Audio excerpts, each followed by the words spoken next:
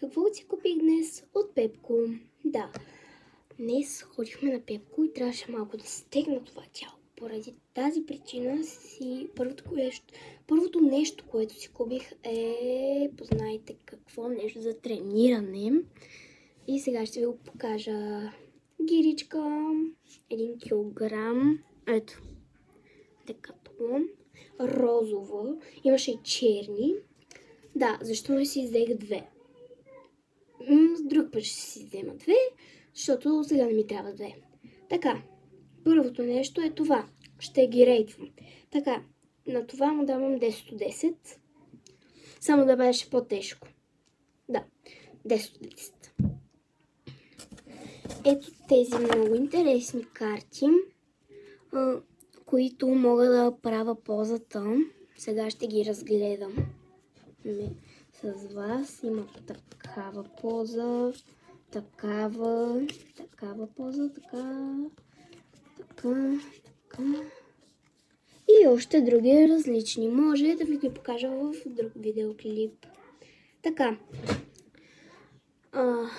Второто нещо е това много яко ше, спорт.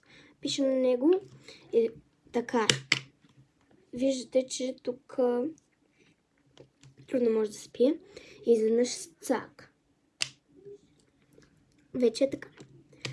С връзка отзад, която може да се маха. И третото нещо е това. Не, четвъртото. Да, четвъртото. Това не съм го отваряла сега. Сега ще го отворя. Да. Ето. Тук. Това са стикери, които също могат да се махат. А другото е линия.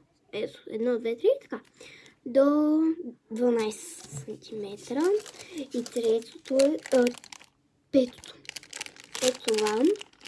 Сега ще видите. Не се отваря, бе.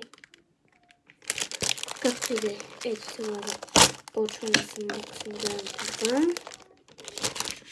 О, тук даже са 4 такива. Аз си мислех, че е само едно. И тук са ето такива. Да, тук е също с 4. Това беше всичко от мен. Абонирайте се за канала, лайкнете това видео и ако искате още такива неща, не забравяйте да се абонирате за канала, защото качвам много яки видеа. И да, абонирайте се, ако искате още такива яки видеоклипове. Чао!